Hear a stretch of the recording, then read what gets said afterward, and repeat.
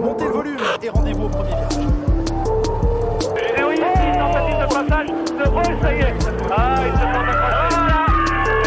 C'est visible, c'était prévisible. Les Français les champions du monde, s'ils ne réussissent pas, voilà, à repartir. Voilà, c'est là où il peut y aller.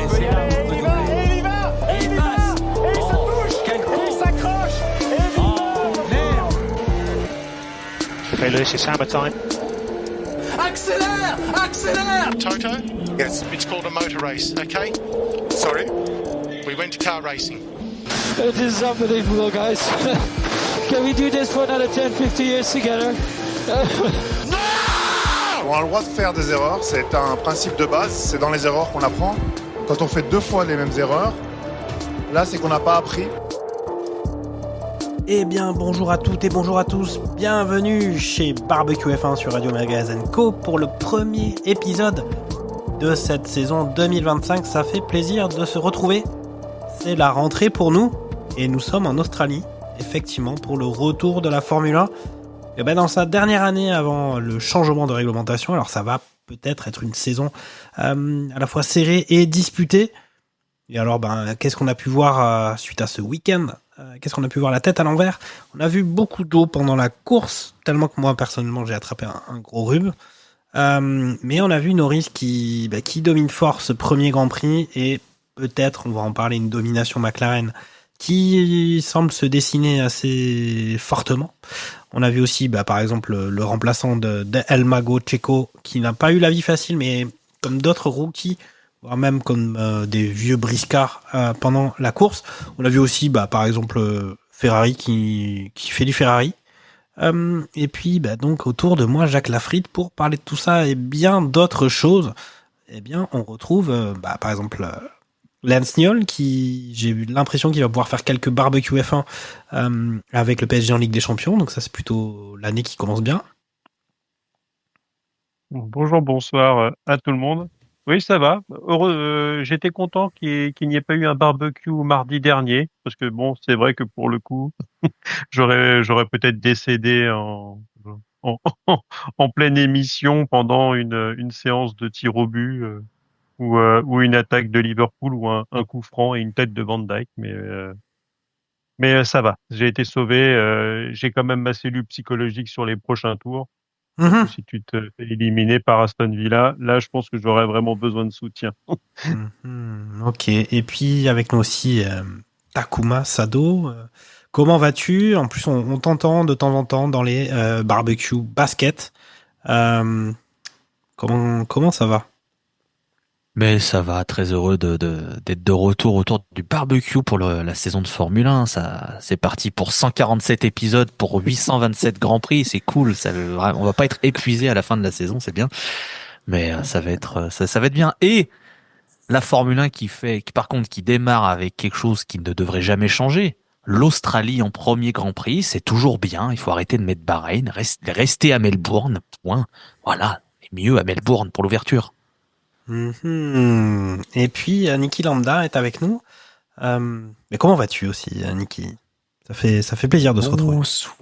Bonsoir à tous, bonsoir à toutes. Effectivement, ça fait très plaisir de se retrouver autour de ce petit barbecue de viande de kangourou, hein. Et puis, je rejoins aussi Takuma là-dessus. Très très heureux d'être à Melbourne. Merci Radio Merguez pour le jet privé mis à disposition. Ouais, c'est ça, tout à fait. Bon, comme Niki le dit, Charles Carrefour, par exemple, lui, actuellement n'est pas là puisqu'il est parti à Shanghai. On n'y va pas tous. Il y a que lui qui a l'exclu pour le prochain Grand Prix de ce week-end. Et puis, on entendra aussi pendant l'émission notre ami Sébastien Vittel qui nous a fait le plaisir de nous livrer les informations inutiles de la semaine. Bon, je vais poser la question directement à Lance. Qu'est-ce que tu as pensé de ce Grand Prix ? Est-ce que j'ai dit, voilà, grosse domination de Lando Norris, peut-être une domination de McLaren qui se dessine.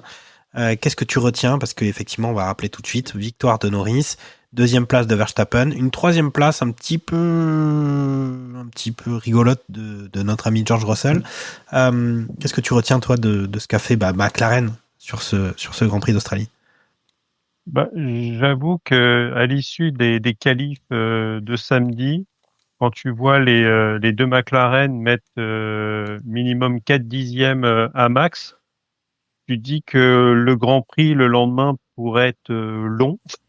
Mais en fait, maintenant, comme il se passe à quasiment tous les Grands Prix où il y a de la météo changeante, bah, tu as un Grand Prix sympa qui rebat les cartes tout le temps, qui, sur une erreur de stratégie ou une réussite, peut te faire passer de P8, P9 à P1, P2, coucou Ferrari. Donc ça peut être pas mal. Alors bien sûr, c'est pas l'idéal pour nos amis les rookies. Il y en a quand même beaucoup sur cette saison de Formule 1, 5, il me semble. Ou tout du moins, si c'est pas rookie, c'est avec pas beaucoup de grands prix dans les roues. Donc, en tout cas, oui, on pouvait s'attendre à ce que ça soit long, mais au final, cette météo changeante a peut-être atténué la domination de McLaren, parce qu'au final, Norris, qui maîtrise bien sa course, finit que 8 dixièmes devant Max. Et Piastri, qui a fait un petit tour à Jardiland et qui était un peu tanké dans l'herbe pendant un petit moment, euh, a finalement perdu pas mal. Mais même si il réussit quand même à scorer 4 points, il finit 8e. Donc il sauve quand même les meubles. Il Donc, fait voilà. 9e, Piastri. Il fait Il prend 9e, plus de voilà. points.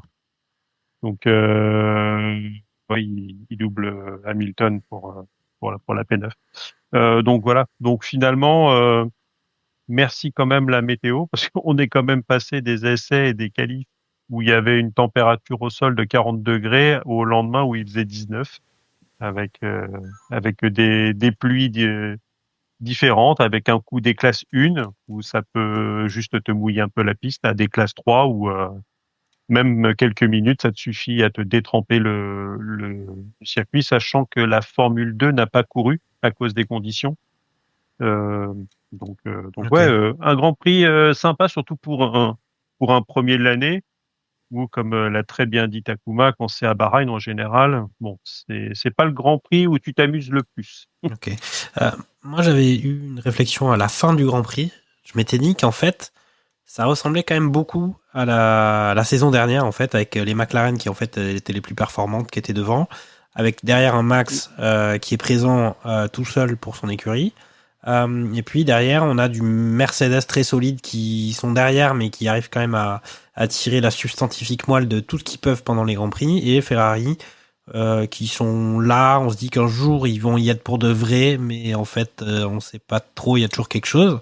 Est-ce que tu partages cette vision, Niki, ou est-ce que tu as vu d'autres choses parce que voilà, on se dit nouvelle saison, ça change, et puis au final, c'est pas si différent que ça avec Lawson qui est pas meilleur que Perez sur ce premier Grand Prix.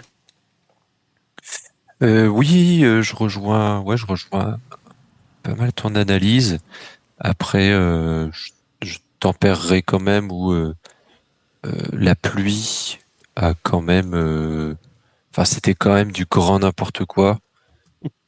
Voilà, au niveau des stratégies de la pluie qui se met à tomber à saut entier sur une seule partie de la piste. Enfin, voilà, c'était assez chaotique. Il y a eu 6 abandons, je crois. Oui. 6 abandons, c'est quand même pas mal. Voilà, ça fait un peu plus d'un quart de la grille. C'est comme ça, Piastri, il Mais, arrive à se mettre dans les points. Ouais, c'est ça, parce qu'au final, il repart dernier ou avant-dernier, mais bon, il a, entre guillemets, que 4 voitures à doubler pour rentrer dans les points. Mais effectivement, oui, sur le rapport de force qui semble se dessiner, c'est un peu comme tu l'as décrit, McLaren bien devant. J'étais assez curieux de voir si leur domination de l'an dernier allait se poursuivre. Ça a l'air d'être le cas. Et puis Ferrari qui fait du Ferrari, hein. Comme tu l'as dit, ils sont là, on ne met pas trop, et en même temps, ils ont l'air forts, mais avec beaucoup de faiblesses également, et des erreurs stratégiques. On reviendra peut-être un petit peu dessus plus tard, mais et puis Russell, enfin, Mercedes qui sont là, on ne sait pas trop pourquoi. Ouais, Au final, Russell et Antonelli font 3 et 4. Si Antonelli fait super action, un super dépassement là sur Albon en toute fin de Grand Prix. Mais sinon, les Mercedes, on les a pas vus du Grand Prix et finalement, ils se retrouvent 3 et 4 un peu par hasard, quoi, j'ai l'impression. Alors, Takuma, est-ce que le hasard existe ? On t'avait quitté, je crois, en fin de saison dernière où tu nous chantais les louanges de l'écurie As. Et oui, tout est enregistré sur les internets, on n'a pas oublié. Qu'est-ce que tu penses de tout ça ? Est-ce que voilà, c'est Mercedes, c'est circonstanciel ? Est-ce que les rookies, c'est juste la pluie ? On a vu Alonso et Sainz se mettre au tas. On a vu le pauvre Isaac Hadjar se sortir pendant le tour de formation. Mais on a vu Lawson, effectivement, lui aussi sous pression. Voilà, quelle est ta vision ? Qu'est-ce que tu retiens, toi, de ce Grand Prix, et en particulier aux avant-postes ?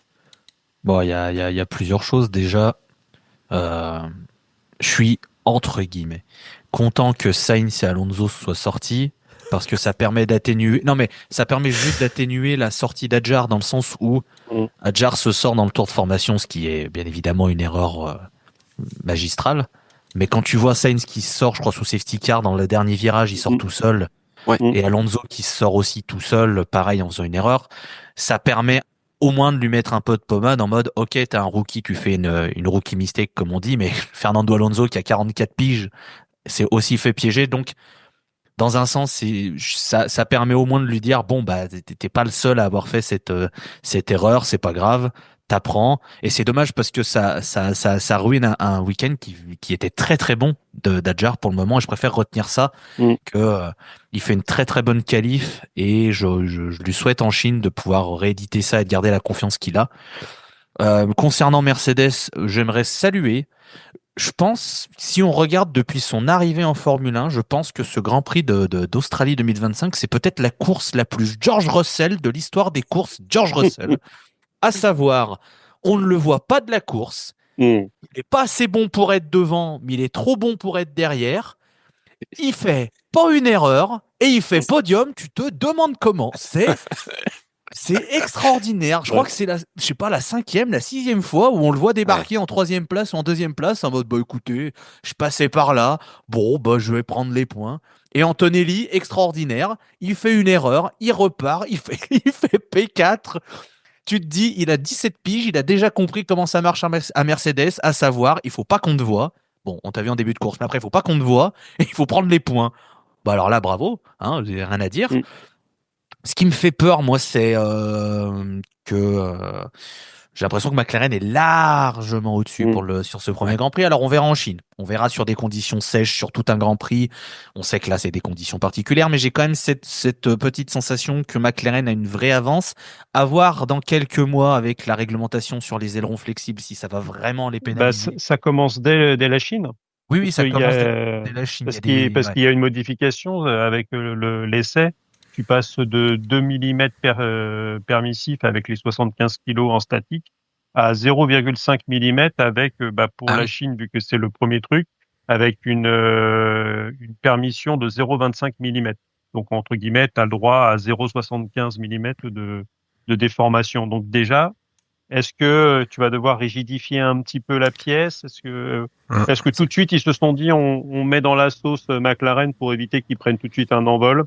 Après, j'ai envie de dire, et je l'ai vu passer pas mal sur Twitter, le problème des ailerons flexibles, il sort pas du Grand Prix d'Australie. Non. Tu peux légiférer avant et dire à partir du début de la saison, on passe à cette flexibilité et donc tu peux te poser la question de est-ce que la FIA a pas eu peur en voyant justement à certains moments la domination de McLaren et s'est peut-être dit bon, on va peut-être accélérer un peu les choses. On verra. J'aurais peut-être pu relancer la théorie du complot. Accélérer ou décélérer?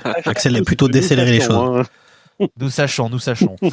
Non, après, moi, ce que je veux saluer et dont je suis très content, c'est que Williams, bizarrement, alors, vous allez dire, c'est extraordinaire, mais quand on met à la tête d'une écurie quelqu'un qui travaille bien, ça progresse. Bizarrement, Williams, James Vowles, il est arrivé, il a dit, bon, alors les Excel avec tous les trucs, là, les 8747 pages avec toutes les pièces, on va dégager, on va passer au temps moderne, on va bosser sérieusement. Ah ouais, il fait une belle P5 Albon, je pense que Sainz était parti pour faire de beaux points aussi, alors P6, P5, P4, P7 avec les circonstances. Mais c'est très prometteur et on voit que contrairement à une certaine écurie américaine qui possède un pilote français qui finit à la dernière place, ça bosse, c'est bien, c'est une bonne chose. Donc bravo à Williams et j'espère que ça va pouvoir continuer sur cette saison. C'est vrai que là-dessus, l'année dernière, avec Takuma, en début de saison, on avait quand même chargé la mule As très fortement. Je pense que là, on prend pas trop de risques si on refait la même perspective de les charger, parce que ça va quand même pas être ouf. Hein. Quand tu vois que même la Sauber, elle a réussi à prendre plus de points sur ce circuit et ce premier Grand Prix que sur toute la saison dernière. Et encore, la saison dernière, ils ont attrapé les 4 points au dernier Grand Prix, il me semble. Donc, c'est quand même... ce qui est drôle, après, dans quelle galère il est parti, notre Esteban, quoi. Ce qui est drôle, c'est qu'après les essais de pré-saison de Bahreïn, ils étaient tous gros sourires chez As en mode « Ah, la saison semble bien, on a bien travaillé et tout. » Ils sont arrivés en Australie, il y a eu les qualifs. Alors, ça c'était une question que je voulais poser plus tard. C'était qu'est-ce qu'on peut retenir est-ce qu'il est facile ou est-ce qu'on peut avoir des enseignements véritables des essais hivernaux? Moi, j'avais d'abord une question qui m'a un peu intéressé pendant ce Grand Prix. McLaren, on n'a pas déjà l'impression qu'ils ont choisi entre Norris et Piastri? Je sais pas ce que vous en avez pensé en voyant le Grand Prix. Piastri, il s'est choisi tout seul, le pauvre. Hein, oui. J'ai envie de te dire. Non, mais même avant. Les deux font la même erreur, n'empêche. Même avant, les deux prennent la même trajectoire. Hein. C'est un truc de fou. Mais t'as Norris qui a la chance du champion et Piastri qui a pas de bol chez lui, qui a la malédiction.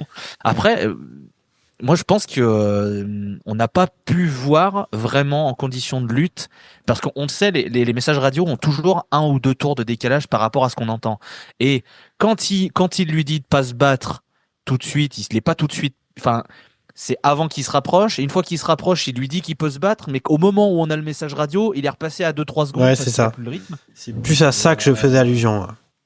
Mais de ce que disait Febro pendant le Grand Prix, la règle c'est autorisation de se battre. Faut juste se laisser plus de place que si tu te battais avec un Verstappen, un Russell, etc. Donc on n'est pas non plus à jouer des coudes méchamment. Par contre, autorisation de se battre sur le début de saison. Là, ils n'ont pas eu techniquement besoin de décider, puisque Piastri a décidé d'être sponsorisé par Husqvarna. Bon tant pis, hein. Tant pis pour lui. Mais, d'ailleurs, j'ai appris que s'il s'était sorti de ce bac à herbe, de cette pelouse, c'est parce qu'il a appris cette méthode en allant dans la ferme ou dans la grange de Jeremy Clarkson de Top Gear. Comme quoi. Cette anecdote, vous en faites ce que vous voulez. C'est pas mal, hein. Non, mais elle existe. Oui. Plus les saisons passent et plus l'expertise augmente chez Radio Magazine Co. Là, c'est vrai qu'on est au rendez-vous. On est au rendez-vous. Je veux bien connaître la technique parce que j'ai un C15 et du coup, ça peut m'intéresser parfois. C'est ce que disait Jacques Lafitte. C'est ce que disait Jacques Lafitte. En gros, c'est que en fait, il faut faire un petit coup d'avancée, mais genre très léger, puis reculer, puis réavancer, en fait, enchaîner des petits trucs comme ça, et on le voit, c'est ce qu'il fait, Piastri.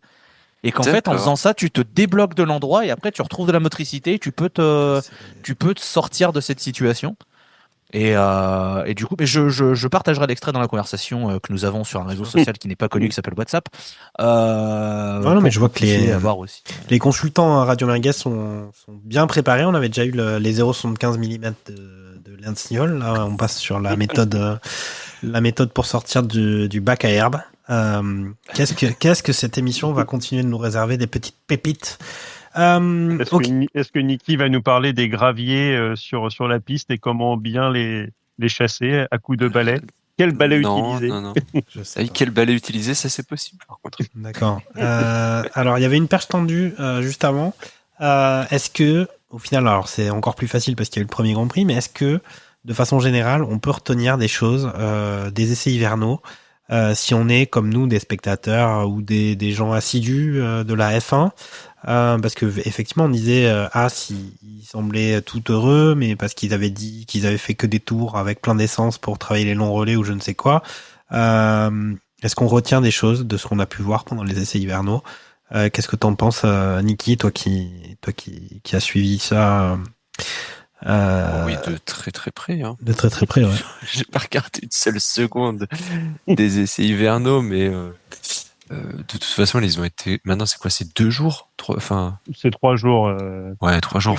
Une pensée pour justement les gens de Canal qui se sont tapés 24 heures de mecs qui tournaient avec de la Flovise et des sons de pito sur des grilles, quoi. Quand ils tournaient, hein, parce qu'il y a toute une matinée où il y avait plus de courant. C'est ça. Donc bon. Mais non, franchement, disons que les essais hivernaux, c'est ramassé sur 3 jours, c'est trop court pour pouvoir en tirer quelques conclusions. Et puis on sait aussi qu'il y a un petit jeu de poker menteur entre les écuries, où les écuries du haut de tableau en gardent sous la semelle pour justement pas dévoiler toutes leurs cartes. Donc non, pour moi ça n'a pas d'intérêt. Je suppose qu'il y a un intérêt pour les écuries, mais en tant que spectateur, en tant que suiveur, pas vraiment. Lens, est-ce que tu sais déjà quel va être le classement d'Alpine à la fin de la saison? Toi qui es actionnaire, je rappelle, pour ceux qui n'ont pas suivi l'aventure Barbecue F1. Déjà, est-ce qu'on aura le même duo de pilotes dans 5 Grands Prix, hein? La question est posée. Donc Pierrot sera toujours là, mais bon, est-ce que Douane le sera toujours, ou est-ce que un certain patron d'écurie, mais qui est pas vraiment patron d'écurie, va mettre son poulain à la place. Donc on verra bien. Non, bah après tu sais jamais rien sur les essais hivernaux. Même si des fois tu peux chat échaudé, crin l'eau tiède. T'es sûr, fut un temps, t'avais Mercedes qui disait on n'avançait pas avant de sortir des fusées dès le premier Grand Prix et de rouler sur tout le monde. Tu sais jamais la quantité d'essence qui est emmenée par les équipes, le régime moteur, à quel pourcentage tu le places, et si les temps veulent dire quelque chose. On a quand même vu des écuries qu'on n'est pas forcément habitués à voir dans le top, à figurer parmi les meilleurs temps. Mais bon, sur l'aspect visuel, tu voyais quand même que McLaren, ça bossait bien. Et finalement, les gens font de moins en moins de bluffs. Red Bull avait annoncé qu'ils n'avaient pas la meilleure voiture et qu'ils étaient en retrait par rapport à McLaren. Ça s'est vu sur ce premier Grand Prix, notamment sur les essais qualifs. Par contre, j'ai trouvé assez cocasse quand même que tu ailles faire des essais dans le désert pour être sûr qu'il fasse beau. Et ben tu tombes le seul week-end où il flotte, quoi. Et j'ai trouvé ça énorme. Oui. Avec justement des températures plus proches de Silverstone que du désert. Donc c'était assez savoureux. Mais donc finalement, faites revenir les essais du côté de Barcelone. Non, mais c'était peut-être le circuit est sympa et il y a pas de décalage horaire, donc c'est mieux. Donc non, il n'y a pas forcément grand-chose à en tirer sur les essais. Même s'il y avait avant 2 fenêtres, et là il y en a vraiment plus qu'une. Mais après, je suis toujours assez étonné. Mais ça sert quand même toujours plus que l'espèce de show de présentation des voitures qu'on a eu à l'O2 Arena à Londres, où tu as plus vu des gens en train de boire du champagne et des clips promotionnels, en fait, pour même pas les vraies voitures, juste les livrets. Et ces livrets, d'ailleurs, qui ne sont là que de temps en temps, parce que comme les casques, attention, instant vieux con, moi je suis désolé, mais à un moment, les casques, ils étaient reconnaissables à l'époque, hein, j'en avais déjà parlé. On sait à quoi ressemble le casque d'Ayrton Senna. Je sais pas à quoi ressemble le casque de Piero Gasly ou de Max Verstappen. T'as raison. Les deux grands. T'as raison. Mais de toute façon, on est d'accord, Lens. De toute façon, on était invité à cette présentation et on avait jeté les places parce que c'est pas admissible ce genre d'effet marketing. On croque pas dans ce genre de truc.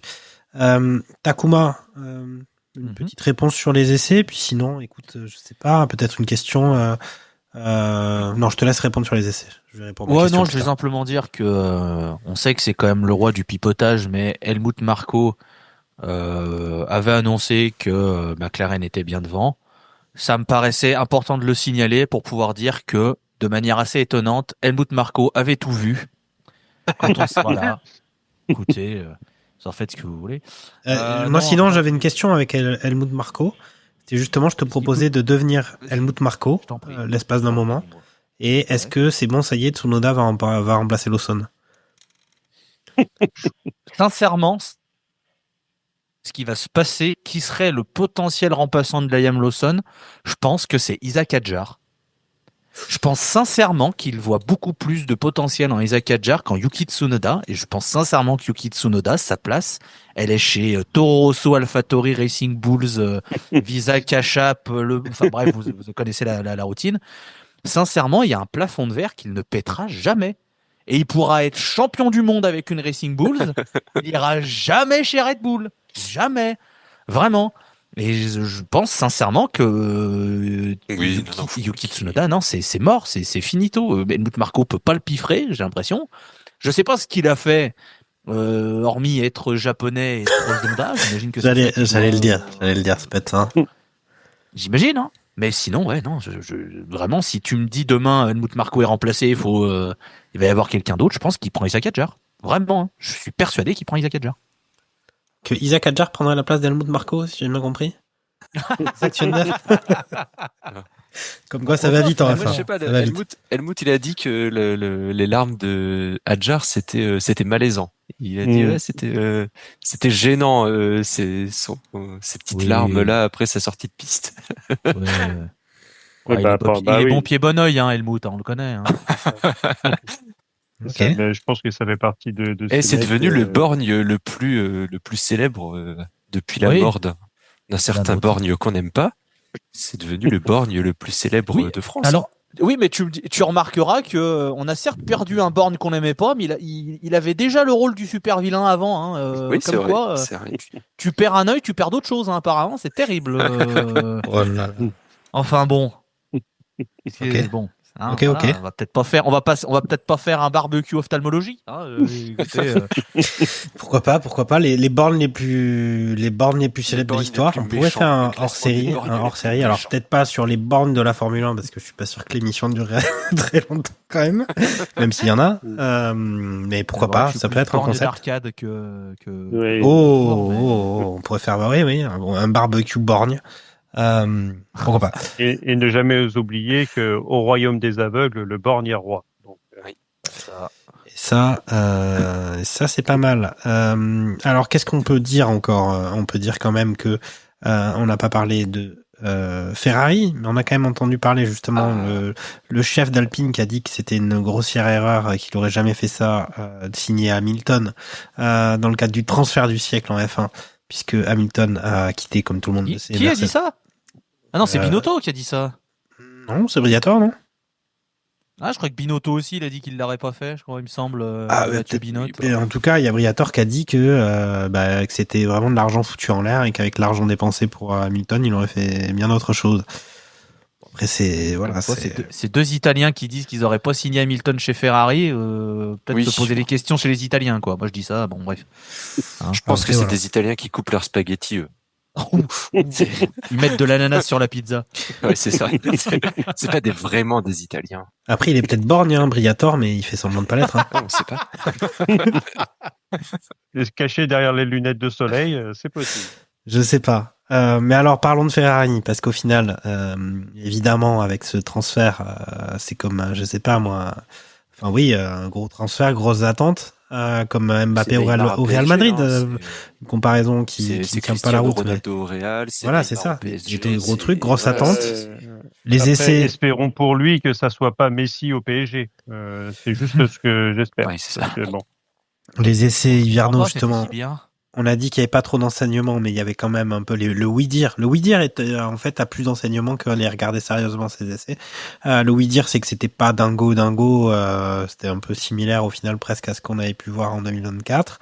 Et là, que ça soit la qualif ou la course, un petit peu coincé sur, mais en final, pas qu'un seul sujet, plusieurs. Ils nous ont fait un petit peu sourire quand même. Ils ont animé la course. Que penser de justement Ferrari, parce que c'est un peu ça qu'on veut voir. On sait que le roi Red Bull a été détrôné par McLaren. On verra si Verstappen arrive à tirer son épingle du jeu comme il avait réussi au final à le faire l'année dernière, alors qu'ils n'avaient pas la voiture dominante sur une grosse partie de la saison. Et on attendait Ferrari beaucoup plus que Mercedes d'ailleurs. Puisqu'avec le départ d'Hamilton, on avait le petit nouveau Antonelli et on se dit bon bah il va falloir le temps qu'il fasse son trou, et George Russell, on n'est pas si sûr que ça qu'il ait les épaules assez larges pour mettre Mercedes aux avant-postes. Et là Ferrari, voilà, la vitesse, la stratégie, l'adaptation d'Hamilton à sa nouvelle voiture. Qu'est-ce que t'as pensé de ça, Lens? Toi qui quand même a mis un petit haut rouge pour cette émission de rentrée quand même. Ça ne trompe pas. C'est vrai qu'on l'attendait, même moi qui suis quand même pas un très grand fan d'Hamilton et qui suis pas non plus un tifoso de la marque au cheval cabré. Pour les auditeurs, j'avoue que les deux ensemble, ça m'a hypé de malade. Pour les auditeurs qui n'ont pas suivi, juste je me permets, Lance fait partie des gens qui considèrent que c'est complètement normal que Verstappen ait gagné son premier titre contre Hamilton. Voilà, je préfère remettre l'église au milieu du village.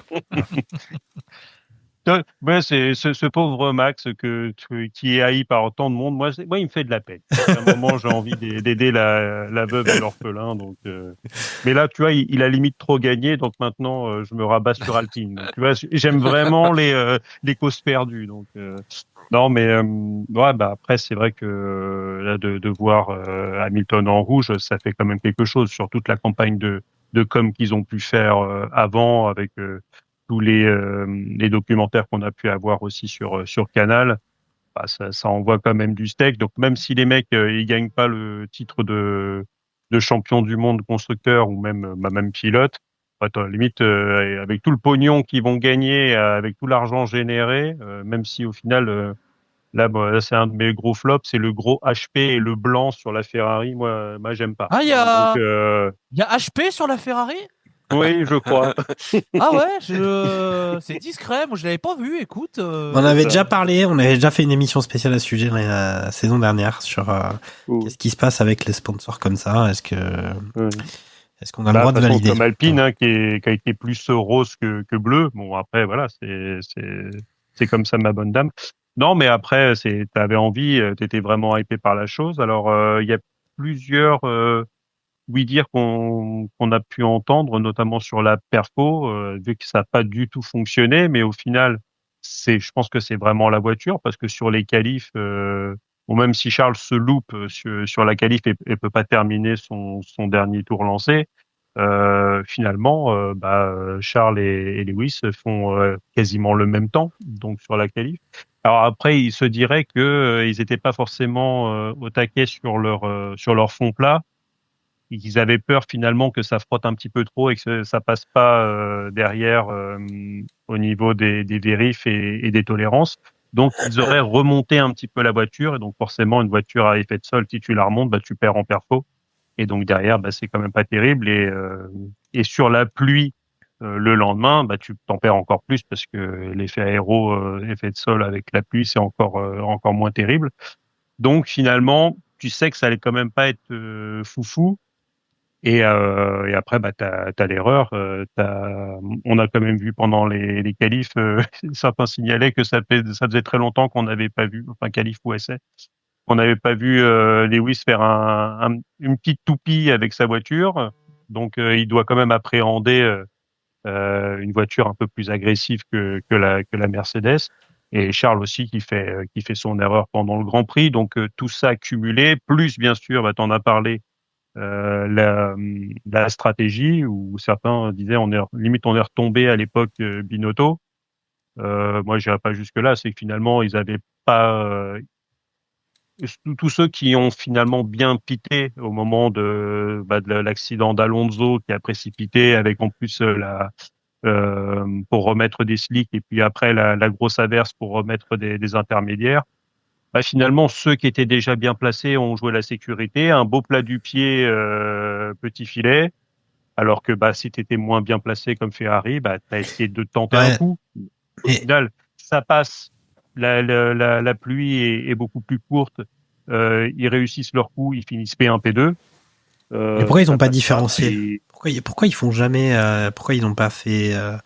Ils ont différencié justement. Il y a un truc, c'est qu'au moment où ils peuvent rentrer au stand, si je dis pas de conneries, ils se suivent et t'as genre Hamilton qui se foire, ce qui fait que Leclerc l'évite et en fait les deux rentrent pas parce que c'est la merde et du coup ils sont obligés de faire un tour en plus parce que dans le dernier secteur c'est une vraie patinoire et en plus le plus tragique c'est que tu vois c'est Norris qui avait mis les inters un tour avant et qui passe. C'est Norris ou Piastri, je sais plus. Non, c'est Piastri du coup, qui passe, mais Norris, on s'en fout, qui passe à une vitesse. Et ça fait encore plus mal, c'est que tu te dis que s'ils le mettent à ce moment-là, ils sont encore dans la course pour faire un truc, et là ils passent pour des lapins de 3 semaines parce que ils rentrent pas et que c'est triste pour eux. Après Ferrari, j'ai tendance à penser que l'an prochain est plus important que cette année. Que cette année, elle sert à Hamilton à apprivoiser l'environnement Ferrari, la voiture Ferrari, comment tu discutes avec ton ingénieur, parce que bon, Leclerc, normalement il a l'habitude, on reste toujours surpris qu'Hamilton ce soit pas encore clair, c'est normal. Il y a des conversations radio qui sont sorties du début quand il arrive chez Mercedes avec Peter Bonington, c'est pareil, il y a les mêmes moments d'incompréhension, friction c'est exagéré, mais de moments où machin où parle Hamilton trop, râle, machin. où il l'engueule en disant mais non mais tu me donnes pas les infos, sois plus clair. Voilà. Il recadre un peu son ingénieur parce qu'il est pas content des infos qu'on lui donne. Exactement. Et on sait comment ça s'est terminé pour le duo Peter Bonington Lewis Hamilton. C'est peut-être un des duos pas du tout marché. Pas du tout marché. Voilà, non. Nul. Va vite. Donc voilà, pour Hamilton, je laisserai du temps. Ils sont confiants dans les déclarations. Ils sont confiants que ils savent où ils sont, mais ils sont confiants de pouvoir trouver la pace nécessaire pour s'améliorer. Donc au moins, ça a l'air d'être dans une bonne lancée, dans le sens où ils ont l'air d'avoir compris leur voiture et ils ont l'air de pouvoir savoir où bosser pour aller chercher ce qui leur manque. Ce qui reste dommage de partir avec du retard, mais au moins, tu sais où avancer. C'est déjà quelque chose de bien. Là, en plus, l'effet de course, la pluie, machin, ça a tout chamboulé. Il y a eu des erreurs de partout, etc. Je pense que le Grand Prix de ce week-end en Chine, dans des conditions bien sèches, bien ensoleillées, bien polluées aussi, parce qu'on est en Chine, on verra, je pense, un petit peu mieux où se situe Ferrari par rapport au reste, etc. Je pense que ce sera un peu plus intéressant. Mais je sais pas, il y a ce truc justement tu disais, de Ferrari qui a peut-être pas, même s'ils ont changé apparemment 99% des pièces de la voiture, donc quand même appréhender le nouveau modèle, même si de loin t'as quand même pas l'impression qu'ils aient révolutionné l'aérodynamique de la bagnole, même les composants, ce genre de, peut-être au niveau des suspensions avant, je crois que ça a dû changer. Mais est-ce que finalement sur des voitures où tu fais pas forcément d'efforts, est-ce que inconsciemment t'as l'impression que Red Bull ils vont pas faire toutes 12 000 évolutions non plus, Merco ou je sais pas non plus. Est-ce que les gens ils se sont pas dit de toute façon cette année allez on laisse à McLaren parce que ça sera difficile de les battre à la régulière, voire même t'abandonnes même le titre pilote en espérant peut-être jouer quelque chose si Piastri et Norris se battent et se volent des victoires l'un l'autre.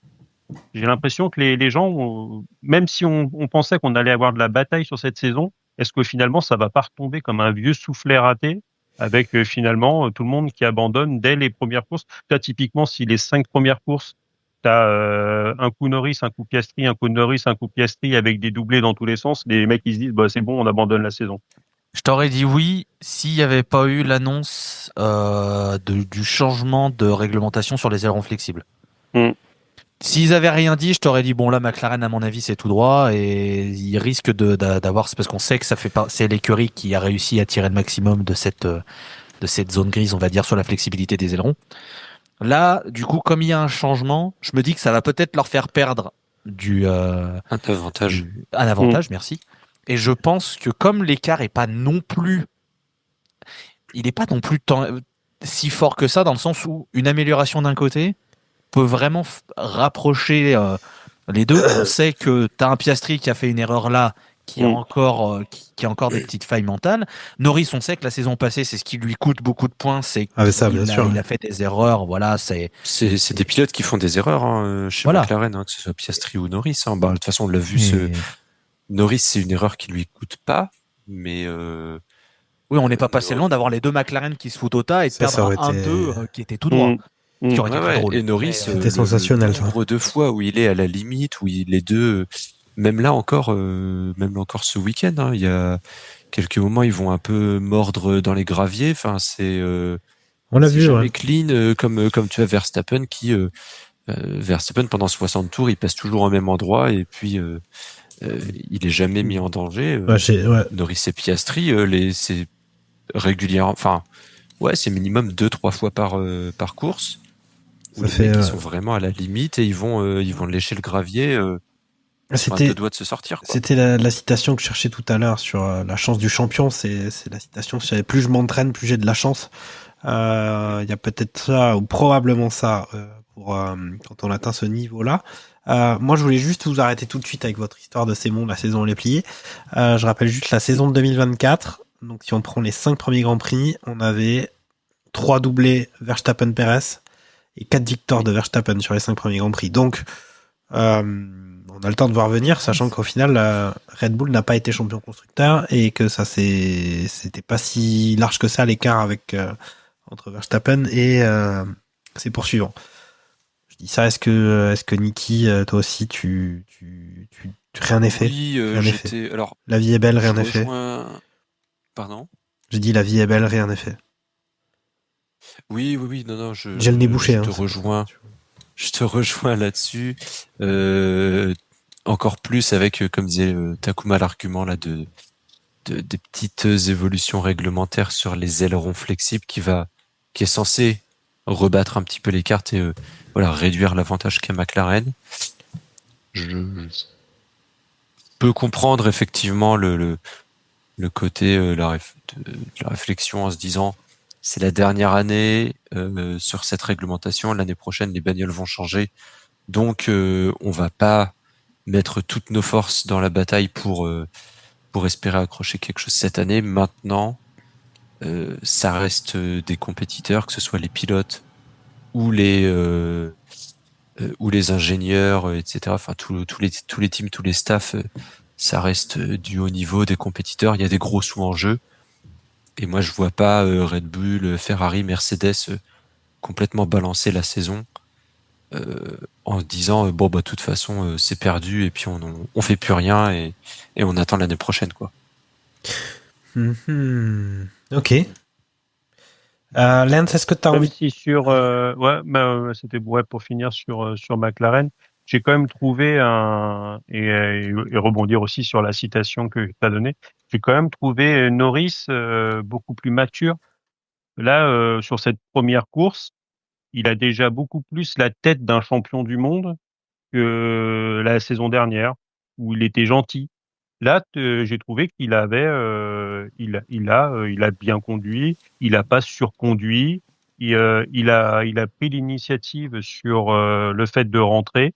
Ça hésitait un petit peu côté McLaren et lui il a fait non, box, je rentre. Et le mec il s'est imposé et c'est le genre de signe quand même tu te dis où ok, là je croyais pas du tout en toi mon cher Lando.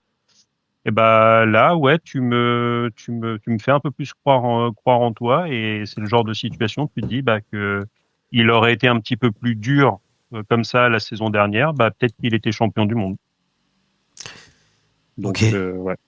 Alors c'est peut-être le moment de parler d'Alpine. Alors, on avait l'habitude quand même de faire un point sur les franchises, surtout à l'époque où il y avait Gasly, Ocon dans une écurie française. Là on sait que qu'est-ce qu'on sait en fait sur Alpine cette saison, Takuma? Qu'est-ce qu'on en pense? Qu'est-ce qu'on attend?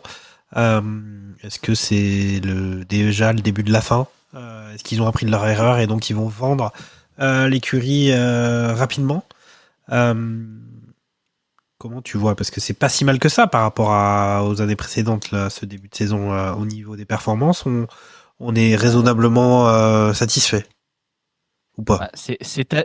C'est-à-dire que tu nous dis c'est mieux que la saison passée. Alors, en effet, tu passes d'une bagnole de F2 à une bagnole de F1 déjà. Donc oui, forcément c'est mieux. On est bien d'accord. Après, bon, je pense que ça va quand même être une saison compliquée pour Alpine. Après, Gasly, bah, il est à son niveau, hein, c'est-à-dire qu'il fait ce qu'il peut avec la charrette qu'il a, parce qu'on voit, je parle de voiture de F1, mais ça reste quand même pas non plus une voiture compétitive. Q3 quand même. forte, etc. Q3, hein. Attention. Hein. Oui, non, mais voilà, il profite du fait qu'Antonelli se foire complètement. Parce que je pense que la Mercedes est une meilleure voiture. Il profite du fait que Liam Lawson confirme que la deuxième Red Bull, de toute façon, c'est un cercueil. Hein, il faut pas y aller là-bas. Donc il y avait forcément des places à prendre. C'est le cimetière indien, mexicain, tout ce qu'on veut, quoi. Français, thaïlandais, franco-thaïlandais, français, australo. Oh, il y en a eu. Il y en a pas mal. Mais c'est vrai que depuis Max, le deuxième pilote, oui, il part dans les limbes. Ah bon, on n'est pas à l'abri d'avoir Liam Lawson qui part chez Racing Bull dans 1 an, qui part du Giro Red Bull dans 1 an et demi, qui signe dans une écurie annexe et qui est super cool. On n'est pas à l'abri, hein. On l'a vu, hein, avec Carlos Sainz, avec Alexander Albon, par exemple, avec Gasly. Donc bon, on verra bien. Ouais, Alpine, bah de toute façon, mon pauvre Gasly, là, il est tout seul pendant 5 courses, parce qu'on a très bien compris quand il y a eu l'image de Jack Doohan qui s'est craché. Mais le premier truc auquel j'ai pensé, c'est Briatore au téléphone. Clairement, on le voit tous venir. Si Doohan, il fait ne serait-ce qu'un tête à queue en Chine, il est déjà dehors. On le sait tous, on le voit tous venir. Colapinto, on sait très bien que son contrat il est signé et que là, c'était un double header, donc ça allait être compliqué. Mais je pense qu'après, il va lui faire bon. Allez, hein, merci Jack d'être passé. C'était cool l'expérience. T'as apprécié tes 2 grands prix. Allez, hein, Franco, merci, viens. Non, mais Alpine. Après, il faut qu'on profite du moteur français, puisque de toute façon, c'est la dernière année. Et après, ce sera Alpine, du coup. Hein. Clairement, on ne sait pas ce que ça deviendra. Mais bon, tant qu'il y a Flavio Briatore, je ne sais pas si on va vraiment pouvoir apprécier cette écurie, parce qu'on parle à raison d'Helmut Marko, de Christian Horner, qui sont des personnes exécrables. Hein. Mon Flavio Briatore, il était là avant, et il ne faut pas oublier que c'est un management déplorable. Donc je prends très peu de plaisir malheureusement à voir Alpine faire des choses bien, parce qu'il y a cette personne exécrable qui gère tout. Donc je suis un peu triste pour Gasly. Mais bon, après ils ont pas de points parce que voilà, compliqué, pas de rythme. Après au moins ils vont se battre pour les points cette saison de manière régulière. J'ai l'impression qu'ils auront moins le rythme du milieu de tableau. C'est déjà quelque chose, quoi. Après ils ont déjà 6 points de retard sur Kik. Va pas falloir traîner. Oui, c'est vrai que oui. Ils ont 6 sur Kik et 8 sur Williams, hein. 8 sur Aston et 10 sur Williams. C'est quand même... Mais d'ailleurs, je pense que Williams, ce sera très probablement la 5e force du plateau. Là. Oui. Tel que c'est parti. Ouais. En plus, là, ils ont 2 bons pilotes. Hein. Enfin, Sainz, on l'a beaucoup moqué chez Ferrari. Moi, je n'aurais jamais fait ça. Il a des... On l'a beaucoup moqué. On n'a pas tant moqué que ça, surtout sur les dernières saisons. Très creux. Il y a eu, à un moment donné, c'était quand même ça reste traître. un bon pilote qui va réussir à accrocher il va réussir à accrocher des points. Albon, on l'a encore vu là, surtout quand il s'agit de défendre, c'est un excellent pilote. Donc oui, Williams, c'est assez largement au-dessus d'Alpine aujourd'hui quand même. Mais Alpine, ils surfent quand même sur leur fin de saison où c'était quand même mieux. Tout à fait. C'était régulièrement, il y en avait toujours, régulièrement un des 2 qui était en Q3. Il se faisait plus éliminer honteusement en Q1, comme on a pu le voir au début de saison avec le tracteur à pédale qu'ils avaient. Oui, c'était dernier. Donc ouais, j'ai l'impression qu'on est un peu sur la continuité de la fin de saison, où on va régulièrement avoir Gasly qui arrive à accrocher la 9e ou 10e place de qualif, quoi. Donc c'est cool, mais avec le borgne lunettes. Voilà. Ok, très bien. Est-ce que vous avez d'autres choses à ajouter sur ce Grand Prix ou pas, ou d'autres réflexions avant qu'on passe à la Chine? Est-ce que je peux dire quelque chose, s'il vous plaît? C'est possible. Le micro, l'antenne est libre. Venez comme vous êtes. J'aimerais Profitez-en. Faites des clips de ce que je vais dire. Attends, j'enregistre. Voilà. Vas-y, c'est bon, tu peux parler. C'est C'est enregistré. Ouais. J'aimerais, premier degré, saluer la course de Lance Stroll, qui montre encore une fois que quand il pleut, c'est un très bon pilote. Hormis le Brésil, mais je pense que la saison passée, il était tellement dans un ras-le-bol qu'il a abandonné, donc voilà. Mais dans les conditions piégeuses comme il y a eu là en Australie, c'est pas la première fois qu'on voit qu'il est capable de faire des courses très solides, sans erreur, C'est vrai. sans se faire remarquer, et il fait une belle 6e place. Et j'ai été le premier à lui balancer des crottes de nez toute la saison passée. Hein. On s'est quand même bien lâché. Tu t'es moqué de sa maman. En début de saison. Je sais plus. Enfin, à chaque saison, tu commences c'est pas normal. Et du coup, il faut savoir reconnaître quand il fait de bonnes choses, parce qu'il faut être un peu honnête. Et donc, j'avais envie de lancer quelques fleurs à Lance Stroll qui le mérite sur cette course. Est-ce que ça va continuer sur le reste de la saison? Question sous-jacente. Est-ce qu'Aston Martin va faire une voiture qu'ils vont développer sur une saison, ou juste faire une bagnole et dire bon bah allez, rendez-vous dans un an, on n'y touche plus, comme toutes les saisons? On verra. Mais en tout cas, bravo à Lance Stroll pour cette course. Ça montre que finalement il a quand même un certain niveau pour être là quand il a la tête à l'endroit et que ça se passe bien. Est-ce que ça va durer sur toute la saison? Le débat est ouvert, mais voilà. C'est vrai. C'est vrai qu'en effet, sur les gens qui ont quand même fini, on est sur un premier Grand Prix où tu as quand même 7 constructeurs différents dans les 10 premiers. Donc c'est quand même toujours assez sympa. Et moi, vu qu'on est au moment des mea culpa, je me demandais ce que venait faire là Antonelli. Bon, même si tu comprends, hein, parce que quand tu as investi déjà 10 millions de dollars sur un pilote qui a 17 ans, que le mec a déjà fait 12 000 kilomètres dans une Formule 1 ou équivalent, bon, tu dis qu'il est prêt, même s'il n'a pas fait grand-chose dans les catégories inférieures. Je me suis peut-être pas forcément rendu compte du petit phénomène. Donc, en tout cas, ouais, pour le coup, c'est le seul rookie qui est là à l'arrivée, et en plus, il fait une P4, même si c'était P5, parce que finalement, il avait 5 secondes de pénalité, donc il avait glissé au classement. Mais apparemment, Mercedes a amené des documents qui ont prouvé que il n'avait pas, c'était fait pourquoi des. pour speed, c'est dans les stands, release, unsafe release. Ouais. Non, c'était une safe release. C'était une safe release. Ah, Ok. Donc, il a pu, oui, parce qu'il y a eu plein d'enquêtes au début, avec notamment sur l'infraction avec le safety car, où il y a eu 4 pilotes sous enquête, Oui. et finalement il n'y en a aucun qui a été retenu. Parce qu'ils ont dû se rendre compte qu'en fait il y en avait 18. Voilà. Ils vont tout de suite durcir les trucs avec les 10 voitures d'écart sous safety car, machin, etc. Ouais, bon, en fait, non. Mais ça, c'est D'ailleurs, pareil. Je sais pas, mais ce que vous en pensez de cette règle, mais elle me semble pas du tout compliquée à mettre en œuvre. Elle est pas compliquée à mettre en œuvre. Il ne l'applique jamais. Donc, à un moment donné, il faut légaliser le cannabis. C'est ça que je voulais dire. C'est la règle des 6 secondes, tu sais, au foot, avec le gardien qui ne peut pas garder la balle plus de 6 secondes. Et généralement, si tu déclenches un chrono, ils sont tous entre 20 et 25 secondes le ballon dans les mains, mais c'est autant qu'il la retire, la règle, vu que personne la respecte. D'ailleurs, tu signalais justement à juste titre, mon cher Lens, ces enquêtes. J'ai pu remarquer qu'ils ont repris la nomenclature, l'affichage qui est en MotoGP avec les pictogrammes quand il y a des pénalités, enfin des enquêtes en cours. Dire. Ouais, même les enquêtes, les pénalités, il y a autre chose aussi, je sais plus ce que c'est. Il y a le meilleur tour aussi, ils ont changé. D'ailleurs, le meilleur tour qui ne rapporte plus de points aussi, on l'a pas dit. Hein, donc, ah bon, ils ont enlevé cette règle parce qu'ils ont dit oui, alors on a l'impression qu'il y a certains pilotes qui bazardent un peu les fins de course pour jouer que le point du meilleur tour. Alors du coup, on veut pas l'attribuer parce que ça fausserait le championnat, machin. Tu fais oui, bon. Pas tout du moins qu'ils veulent empêcher, par exemple, quand tu avais un Ricardo qui prenait Ricardo qui prenait le meilleur tour avec la Toro Rosso je suis resté en 2012. On a compris. Avec la Toro Rosso pour empêcher McLaren d'avoir le meilleur tour, ça c'était honteux. Ouais. Maintenant, quand c'est dans la même équipe, je trouvais ça un peu fun, ça ajoutait un peu de piment. Mais oui, en tout cas, ils ont changé du coup les affichages du côté de la F1. J'ai trouvé ça plutôt sympathique. On verra après. Ouais, c'est plus clair.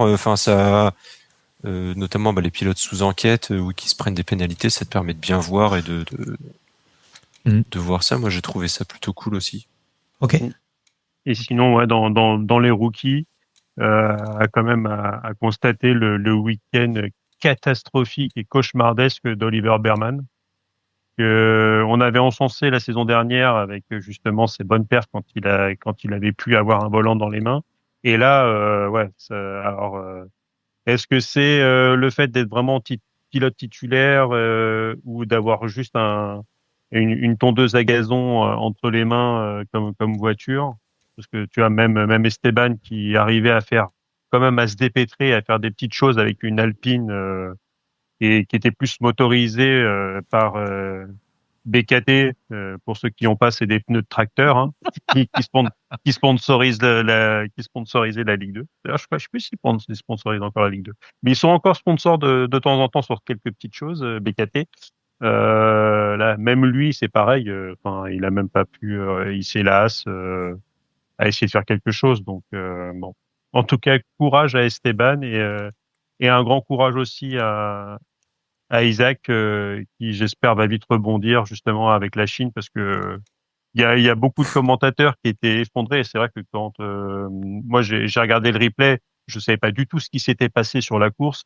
Et quand j'ai vu Isaac au premier virage se tanker comme ça, j'étais dégoûté devant ma télé. Donc donc on espère qu'il va. L'avantage du double header comme ça de début de saison, c'est qu'il va. Il n'a pas le temps d'y penser rebondir. ou pas trop le temps parce que les choses passent vite. On parlait avant l'émission là, on se disait qu'il y avait eu peut-être qu'il faudrait peut-être mettre à jour le générique de Barbecue F1. Est-ce que voilà, on a entendu la radio Charles Leclerc, c'était rigolo. Celle d'Hamilton aussi. Moi je disais il faudrait que je fasse une mise à jour. J'ai toujours bien aimé la citation d'Hamilton qui dit que la saison c'est pas un sprint, c'est un marathon. Il y en a un parmi tout ça qui a de se planter. Votre préférence là. Il y a peut-être la citation de Charles Leclerc quand même avec l'eau, c'était sympa. Si jamais tu veux une radio qui est très très drôle, il y a celle de Lance Stroll au Grand Prix de Russie quand il lui demande est-ce que tu penses pouvoir rester sur la piste? Yes, et qui se plante instantanément. Celle-là, elle est goldée aussi. Voilà. Ok. Voilà. Ok les gars. Si bien de Lance Stroll, je peux quand même rappeler un moment de gloire. Voilà. Tu t'es mais à ta décharge quand même, la saison dernière, il commence la saison avec un accident de vélo qui l'empêche de pouvoir tenir son volant. Enfin, ça, putain, oui. Et certains disaient que c'était un acte manqué. Bon, allez, c'est le moment d'écouter notre ami Sébastien Vittel avec les 5 infos de la semaine. C'est box. Salut tout le monde, c'est Sébastien Vittel pour les 5 infos inutiles de la semaine. La malédiction de Melbourne depuis 2022 a encore frappé. Voici ce qu'elle dit. Le pilote vainqueur finira dans le mur la saison suivante. 2022, Leclerc gagne et finit dans les graviers en 2023. 2023 justement, victoire de Max qui a un crash en 2024. Carlos gagne en 2024 et finit dans le mur en 2025. À vos prières pour Lando. Des rumeurs disent que Ferrari cache encore leur vrai rythme pour 2025. Seul problème, c'est qu'ils ne se souviennent plus où de l'avoir caché. On se fout tous de la gueule d'Alonso en l'appelant papy, mais n'oubliez pas que Lewis a fêté ses 40 ans en janvier. Bon, j'avoue, je tape pas mal sur eux, mais tant pis, je fais avec l'actu, donc en voici une petite dernière. Les Ferrari auraient été plus à l'aise dans la lagune de Venise telle des gondoles que sur la patinoire de Melbourne. Dans l'histoire de la F1, jusqu'à fin 2024, il y a eu 778 pilotes. Sur ces 778, 353 d'entre eux ont fini dans les points. 216 sont montés une fois sur un podium dans leur carrière. 115 ont gagné au moins une course. Oui, Ocon et Gasly font partie des 14,78% des meilleurs pilotes de l'histoire. Et seulement 34 sont champions du monde, soit 4,37%. Donc en plus d'être parmi l'élite, pour être champion du monde, il faut carrément être parmi la crème de l'élite. C'était Sébastien Vittel. On se retrouve au prochain Grand Prix. Ciao. Eh ben voilà, il y avait de la bonne stat quand même, notre ami Sébastien. Le compte est bon, merci Bertrand Renard. Et ouais, là c'est intéressant. C'était très intéressant cette stat justement sur les pilotes vainqueurs de Grand Prix, je trouve, parce que on est commentateur d'un truc où on est des semi-experts de la merguez et on peut être critique ou avoir un regard un peu acerbe sur certaines choses ou rigolard, mais au final. Être un vainqueur de Grand Prix, c'est quand même une performance rare et exceptionnelle, et il faut pas non plus Il y a quand même le respect qui va avec Minimisé. ces exploits-là. Et T'as oui, quoi on n'oubliera pas que parmi les vainqueurs de Grand Prix, il y a Pastor Maldonado. Voilà, tout à fait. Alors, C'est vrai.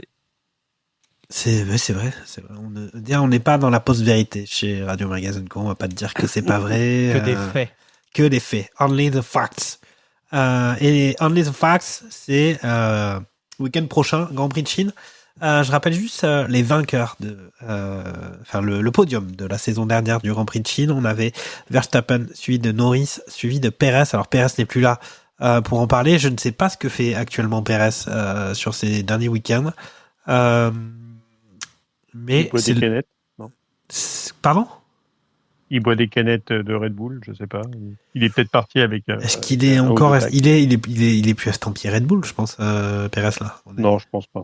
Alors ils l'ont peut-être laissé une glacière, mais ça va pas aller plus loin que ça. Alors, apparemment, d'après son père et d'après f1actu.com, il n'a pas abandonné son rêve d'être champion du monde de Formule 1.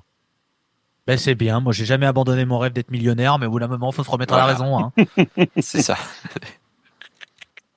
Ok. Ouais. Bah après, il peut être pressenti. La 11e, il y a une 11e écurie qui débarque en 2026. Oui, avec ça Colton serait Herta, pas... oui, ce serait pas déconnant. Ouais, c'est ça. Que finalement, une écurie vraiment américaine avec vraiment le gros tampon, parce que SKA c'est vraiment une écurie américaine, on peut se demander. Mais en tout cas, oui, si tu mets un pilote américain avec un pilote mexicain, rien que pour les revenus et la com et le marketing, oui. Et on sait que c'est important en Formule 1. On a eu de multiples fois ce débat sur l'économie de la Formule 1. Effectivement, Perez. Rassurez-vous, on le ressortira quand les grands prix seront chiants. ouais, mais bon, voilà, retour de Perez dans une écurie. Ouais, je sais pas si c'est un vrai. On a vu le retour de Ricciardo. Donc moi j'ai envie de te dire que tout est possible. Il manquerait plus un retour de Mazepin ou Nicolas Latifi pour qu'on rigole. Oh putain, oui, Mazepin. On va peut-être pas dériver sur la guerre en Ukraine là. Dans le cadre des sanctions, rigolant un peu avec ça. Voilà, dans le cadre de la, c'est peut-être dans la négociation de Poutine. Il y a peut-être le retour de Mazepin en Formule 1. Ce serait sensationnel. Vous l'avez entendu pour la première fois sur Radio Magazine Co. Le seul point d'achoppement pour la signature de cette trêve, c'est celui. Enfin. Ok, alors Chine 2025. On attend les pronostics. Takuma, qu'est-ce que t'en penses toi de tout ça? Alors juste, je vais dire quand même ce que t'avais dit, Takuma, sur l'Australie. T'avais annoncé Piastri, Norris, Hamilton. Eh bien, écoute, déjà, j'espère qu'ils ne vont pas arriver à pied par la Chine, bien sûr. Voilà, bon, je la sors. Hein. Ceux qui aiment les contrepétries la connaissent. Hein. C'est un classique. Maintenant, mon podium, Piastri, Norris, Verstappen pour ce Grand Prix. Je crois toujours au fait que Piastri en prendra une très tôt cette saison, parce qu'il avait du rythme en Australie. Il avait quand même pas mal de rythme. Il y a eu une petite perte de l'ampère, mais au moment où il fait son erreur, il est quand même très proche de Norris, et je pense que il a les dents longues parce qu'il est chez lui, et je pense qu'il va avoir à cœur de se venger entre guillemets, et donc c'est pour ça que je le mets premier. Oh. Lance? Moi, je vais faire le prono à 1,1. Norris, Piastri, Verstappen. C'est même plus plat du pied sécurité, c'est que là, je suis à 30 cm du but et il n'y a que Choupo-Moting qui peut rater le ballon, quoi. Donc, parce que Choupo-Moting fait de la F1 maintenant? Non. Pilote réserve non, chez... Non, je pense qu'il rentre pas dans le baquet. Mais bon, en tout cas, tu avais annoncé quand même une victoire de Norris, donc c'est pas si mal. Et puis, Norris, Hamilton, Verstappen. Dans mon souvenir, je l'avais mis Verstappen 2, moi. Je suis bête, quand même. Allez, après, ça va commencer à gratter des points. Ça va commencer mettre véreux. On a quand même notre huissier de justice qui est présent à chaque fois pour ces... Je vais aller vérifier de ce pas ce que j'ai inscrit. Ok. On avait annoncé le vainqueur des pronostics. Le vainqueur des pronostics la saison dernière. C'était. Alors attends, il faut aussi voir parce que j'avais pas défini une règle sur Je sais pas qui a gagné, mais tout ce que je peux vous dire, que c'était pas moi en tout cas, hein, clairement. Non. Je pense qu'on a tous ce pressentiment-là, malheureusement. Après, faudrait qu'on définisse combien de grands prix sont nécessaires pour. Moi, j'ai peut-être une chance parce que j'ai dû faire tous les pronos. Donc, Ouais. même si t'en as que. C'est ça. Parce que t'as le la premier. moitié de bon, Le premier, en théorie, c'est étrangement Sébastien Vettel. Mais il a fait beaucoup moins de pronos. Et puis en deuxième, ça aurait été Fernando Gaspacho, mais il a fait que le début de la saison. Puis après, il nous a lâché parce qu'il a vu que Ferrari allait pas être champion, donc il a tout lâché. Et après, effectivement, derrière, c'est Lance Stroll. Ok. Niki, la Chine. Oui, la Chine. Toi, t'avais annoncé Leclerc, Verstappen, Norris. Ça va, ça aurait pu être pire. Ouais, bah écoute, je vais annoncer là Norris, Verstappen, Leclerc. Je suis joueur. C'est beau. J'y crois pas une seule seconde, mais pourquoi pas. Pourquoi ne pas y croire? Parce qu'en plus, moi, je voulais faire le même pronostic. Alors, je vais changer. Je vais dire que c'est Hamilton qui va monter sur la petite boîte pour son premier podium avec Ferrari. Ça serait chouette, ça. Oui. Ok. Ouais. Et je te confirme que c'est bien ce que tu as dit. Hein. J'ai bien mis Hamilton 2. Donc, à nos chers auditeurs, on rappelle que la drogue et l'alcool, c'est mal. Hein, voilà. C'était l'instant prévention.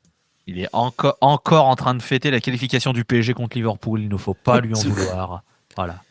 Ouais, mais notre huissier de justice. Il a vu 2 arrêts de Donnarumma dans un même match. C'était trop d'émotion. Une relance réussie. Oui, il y a eu 3 tirs cadrés. Ouais. Mais j'ai surtout vu ses sorties aériennes. Et ça, pour le coup. Ok. Ça donne envie de boire. Bon, les gars, on a fait le tour de ce premier Grand Prix de la saison. Est-ce que vous avez des choses à ajouter, des choses à dire?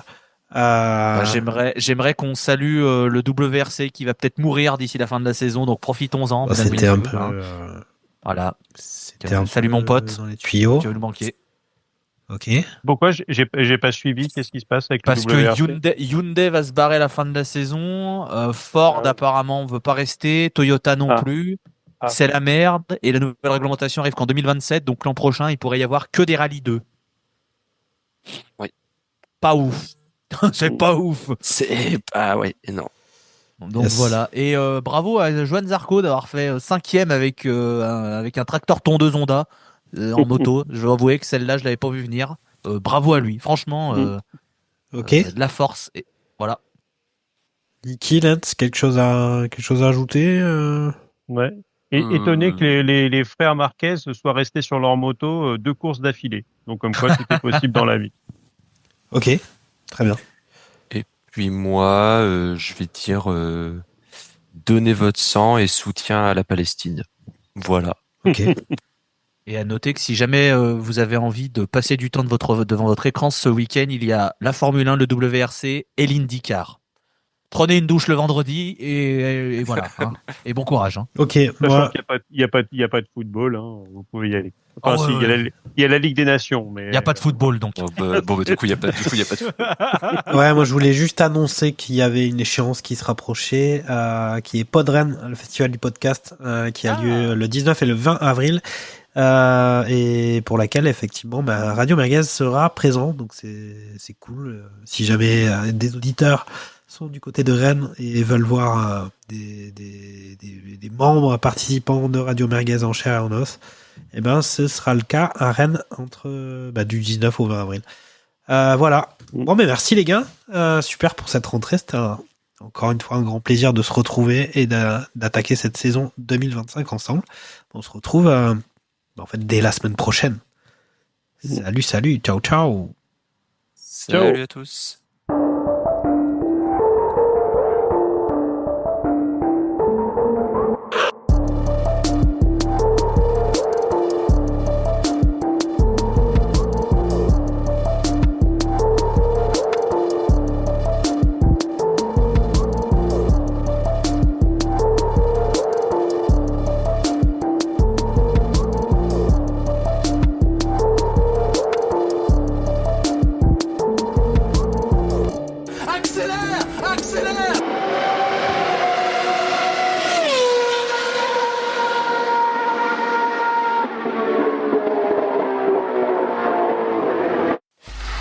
Free audio post-production by alphonic.com.